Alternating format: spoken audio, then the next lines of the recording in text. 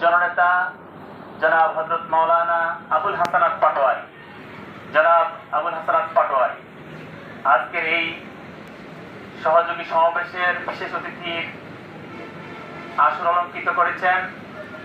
বাংলাদেশ জামাত ইসলামী হাজীগঞ্জ পৌরসভার সম্মানিত সেক্রেটারি জনাব হযরত মাওলানা শফিকুর রহমান পাটোয়ারি, শফিকুর রহমান মজুমদার। পবিত্র কোরআনুল কারীমের দারসুল কোরআন এ পর্যায়ে আপনাদের সামনে পবিত্র কোরআনুল কারীমের থেকে দারসুল কোরআন পেশ করছেন আজকের এই সমাবেশের বিশেষ অতিথি বাংলাদেশ জামাত ইসলামী হাজীগঞ্জ পৌরসভার সম্মানিত সেক্রেটারি, ঐতিহ্যবাহী মানরী ফাজিল মাদ্রাসার সম্মানিত সহকারী অধ্যাপক আরবি জনাব হযরত মাওলানা শফিকুর রহমান মজুমদার, জনাব হযরত মাওলানা শফিকুর রহমান মজুমদার।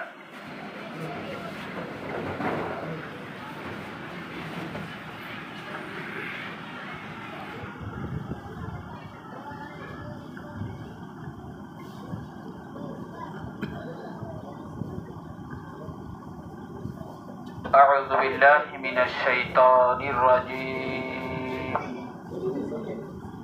بسم الله الرحمن الرحيم يا أيها الذين آمنوا هل أدلكم على تجارة تنجيكم من عذاب أليم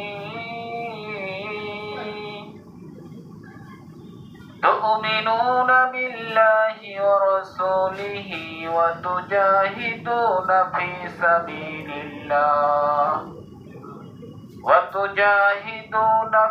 سبيل الله بأموالكم وأنفسكم ذلكم خير لكم إن كنتم تعلمون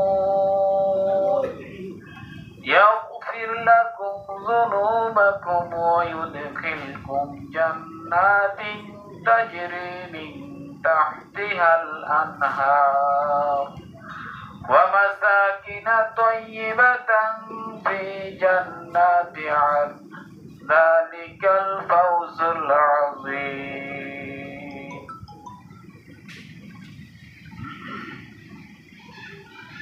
আজকের বাংলাদেশ জামাত ইসলামী হাজীগঞ্জ পৌরসভার 4 নম্বর ওয়ার্ড কর্তৃক আয়োজিত সহযোগী সমাবেশের সম্মানিত প্রধান অতিথি বাংলাদেশ জামাত ইসলামী হাজীগঞ্জ পৌরসভার সংগ্রামী আমির জননেতা আবুল হাসানাত পাটোয়ারি, আজকের এই মহতী প্রোগ্রামের সম্মানিত সভাপতি 4 নম্বর ওয়ার্ডের সম্মানিত আমির মাওলানা বারাকাত হুসাইন, অন্যান্য দায়িত্বশীল ভাইরা উপস্থিত,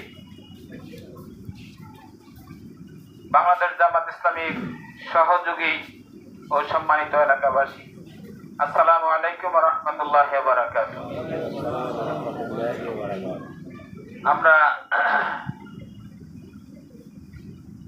আমি আপনাদের সামনে সূরা সফের 2টি আয়াত তেলাওয়াত করেছি। 10 এবং 12 নম্বর এই 2টি আয়াত অর্থ হলো, আল্লাহ তাআলা ঈমানদারদেরকে লক্ষ্য করে বলেছেন, হে ঈমানদাররা, আমি কি তোমাদেরকে এমন একটি ব্যবসার কথা বলে দিব না?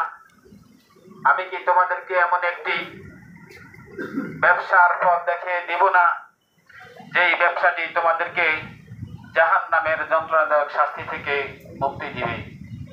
সেই ব্যবসা হলো তোমরা আল্লাহর প্রতি ঈমান আনবে, রাসূলের প্রতি ঈমান আনবে, আর তোমাদের জীবন এবং সম্পদ দিয়ে আল্লাহ তাআলার রাস্তায় সংগ্রাম করবে। তাহলে আল্লাহ তাআলা তোমাদেরকে তোমাদের জীবনের সকল অপরাধ ক্ষমা করে দিবেন, তোমাদেরকে জান্নাতে প্রবেশ করাবেন, আর এই পৃথিবীতে এবং পরকালের জন্য এই কাজটাই হলো সর্বোত্তম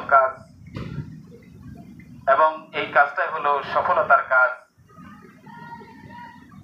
আল্লাহ তাআলা পরবর্তী আরেকটা আয়াতে ঘোষণা দিয়েছেন, তোমরা আরেকটা জিনিস চাও, ভালোবাসো। সেই চাওয়াটা হলো আল্লাহ তাআলার এই দুনিয়াতে দিন বিজয়ের তোমরা আল্লাহ তাআলার কাছে সাহায্য চাও। সম্মানিত উপস্থিতি, আমরা সূরা সফ থেকে দেওয়া তেলাওয়াত এবং অনুবাদ আমি আপনাদের সামনে উপস্থাপন করেছি। এখান থেকে যেই কথাগুলো আমাদের জীবনের জন্য প্রয়োজন, দুনিয়া এবং আখিরাতের জন্য প্রয়োজন, ওই কথাগুলো বলা এবং শোনার জন্য আল্লাহ তাআলার কাছে তৌফিক কামনা করছি। সম্মানিত উপস্থিতি, যখন এই আয়াত দুটো অবতীর্ণ হয় তার আগেই বিশ্বনবী মুহাম্মদ সাল্লাল্লাহু আলাইহি ওয়াসাল্লামের সাহাবীগণ তারা একে অপরে বলাবলি করতে শুরু করলেন। এমনকি তাফসিরে রয়েছে তারা রাসূলের কাছে গিয়ে প্রশ্ন করেছেন, আবেদন করেছেন, ইয়া রাসূলুল্লাহ, নিজেরাও বলাবলি করতে শুরু করেছেন যে আমাদের মাঝে এমন কোন বিষয়, অর্থাৎ আল্লাহ তাআলার কাছে যদি আমরা জানতে পারতাম যে এই পৃথিবীতে সবচেয়ে উত্তম ব্যবসা কোনটি, উত্তম কাজ কোনটি, এমনকি এই প্রশ্নটুকু গিয়ে রাসূলকেও করেছেন সাহাবীগণ, ইয়া রাসূলুল্লাহ, আইয়ুত তিজারাতি আফদাল ফি হাযিহি দুনিয়া, হে আল্লাহর রাসূল, আপনি বলেন যে এই পৃথিবীতে সবচেয়ে উত্তম ব্যবসা কোনটি?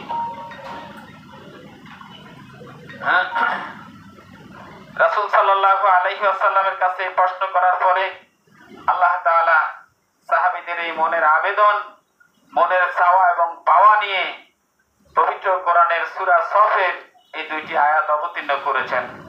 পরবর্তী তাদের চাওয়ার অনুযায়ী আরেকটা আয়াত অবতীর্ণ করেছেন, দ্বিতীয় নম্বর আয়াতটা। সম্মানিত উপস্থিতি, আল্লাহ তাআলা ঈমানদারদের চাওয়া নিয়ে দুইটি আয়াত অবতীর্ণ করে এবার এই সাহাবীরাই তো ছিল পৃথিবীর সবচেয়ে শ্রেষ্ঠ উম্মত। কি বলেন, ঠিক কিনা? রাসূলের যুগের সাহাবী আর আমরা কি কাছাকাছি আছি না অনেক দূরে? কেমন আসমান আর জমিন, কোনো পার্থক্য আছে? কত পার্থক্য! মানে আমাদের সাথে সাহাবীদের সাথে কোনো তুলনা হয়? সেই যুগের সাহাবীরা এই পৃথিবীর সবচেয়ে শ্রেষ্ঠ মুমিন হলেন তারা। আল্লাহ তাআলা তাদেরকে মুমিন হিসেবে ঘোষণা দিয়েছেন, তাদেরকে মুমিন বলেছেন। এই পৃথিবীতে থেকে জান্নাতের সুসংবাদ পেয়েছেন একমাত্র এই সাহাবীরা। কি বলেন, ঠিক কিনা? রাসূলের সাথে থেকে, রাসূলের প্রতি ঈমান এনে, তাদের জীবন এবং সম্পদ দিয়ে তারা যুদ্ধ করার পরেও, তাদের সর্বস্ব ত্যাগ করার পরেও তারা ব্যাকুল বেহায়া হয়ে গেল, বেপরোয়া হয়ে গেল যে হায়রে, আমরা যদি এমন কোন ব্যবসার কথা জানতে পারতাম তাহলে সব ধুয়ে আমরা ওই ব্যবসাটি করতে পারতাম।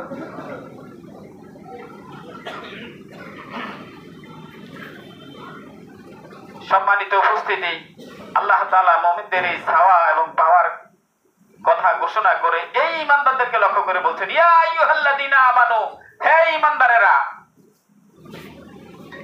তোমরা যে তোমাদের রাসূলের কাছে জানতে চেয়েছিলে সর্বোত্তম ব্যবসা কোনটি, আমি কি তোমাদেরকে সেই ব্যবসাটির কথা জানিয়ে দেব? আমি কি তোমাদেরকে সেই ব্যবসার পথটি দেখিয়ে দেব? সেই ব্যবসাটি হলো যে তোমরা আল্লাহর প্রতি ঈমান আনবে, তোমরা রাসূলের প্রতি ঈমান আনবে, আর তোমরা তোমাদের জীবন এবং সম্পদ দিয়ে আল্লাহ তাআলার রাস্তায় সংগ্রাম করবে। ব্যবসা দিয়ে দিছে। কি দিছে? ব্যবসা চাইছে না? কি দিছে? ব্যবসা দিছে। কেন ব্যবসার কথা বলা হলো এখানে? এই পৃথিবীতে আপনার ব্যবসার মাধ্যমে যে সম্পদ উপার্জিত হয়, ব্যবসার মাধ্যমে ভিন্ন কোনো এমন কোন পদ্ধতি নাই ব্যবসা ছাড়া যে এত অধিক পরিমাণে সম্পদ উপার্জিত হয়। কি বলেন, ঠিক কিনা? যত সম্পদ আছে 3 ভাগের 2 ভাগ হলো ব্যবসার মধ্যে। আর এই দুনিয়ার মানুষ ব্যবসাকে খুব বেশি প্রাধান্য দিয়ে থাকে অর্থ উপার্জনের ক্ষেত্রে। তারা ব্যবসাকে বেশি মূল্যবান মনে করে। আল্লাহ তাআলা এই ঈমানদারদেরকে লক্ষ্য করে দুই ব্যবসার কথা বলে দিলেন। আর যে যারা রাসূলের কাছে চেয়েছেন ব্যবসা, চেয়েছেন আল্লাহর কাছে চেয়েছেন ব্যবসা, সেই সাহাবীরা হলেন এই পৃথিবীতে 1 নম্বর মুমিন এবং শ্রেষ্ঠ মুমিন, জান্নাতের সুসংবাদ পাওয়া মুমিন। এরপরেও আল্লাহ তাআলা হে ঈমানদারদেরকে লক্ষ্য করে বলতেছেন, ইয়া আইয়ুহাল্লাযীনা আমানু, হে ঈমানদারেরা, তোমরা যে ব্যবসার কথা বলেছিলে, প্রথম ব্যবসার প্রথম পুঁজি হলো তুমিনুনা বিল্লাহ, তোমরা আল্লাহর প্রতি ঈমান আনবে। অথচ তারা ঈমানদার। কথাগুলো কিন্তু মনোযোগ দিয়ে শুনতে হবে। অথচ তারা কি এবং কেমন ঈমানদার?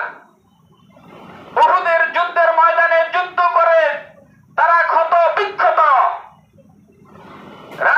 তাদের শরীর থেকে রক্ত বেয়ে বেয়ে পড়ছে, মদিনার অলিতে গলিতে রক্ত ভাসছে,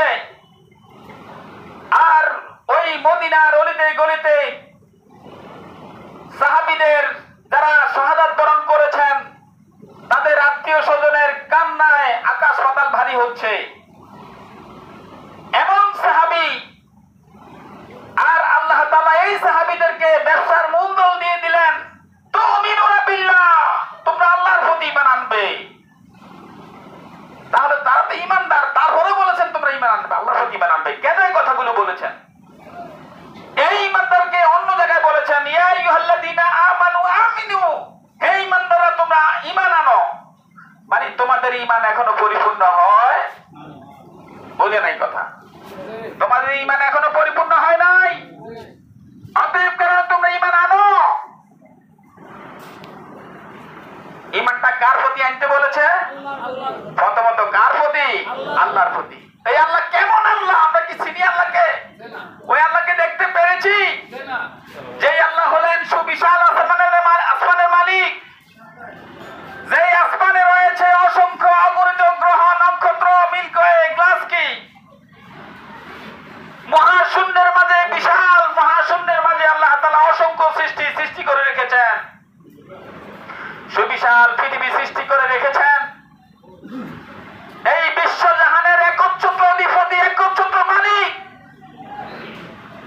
তার নিয়ামত ভোগ করছি আমরা, তার দেওয়া সূর্যের আলো ভোগ করছি, তার দেওয়া বাতাস ভোগ করছি, তার দেওয়া পানিগুলো ভোগ করছি। আল্লাহ তাআলা এতগুলো নিয়ামত আমাদেরকে দিয়েছেন, এতগুলো নিয়ামত ভোগ করার পরেও ওই আল্লাহর প্রতি আমরা ঈমান আনতে বুঝি নাই কথা? পারছি? যদি ঈমান আনতাম আল্লাহর প্রতি, তাহলে আল্লাহ তাআলা তো আমাদেরকে কিতাব দিয়েছেন, আমাদের কাছে নবী রাসূল পাঠিয়েছেন। ওই নবী রাসূল এবং কিতাবের কাজ কি ছিল, কি প্রয়োজন ছিল?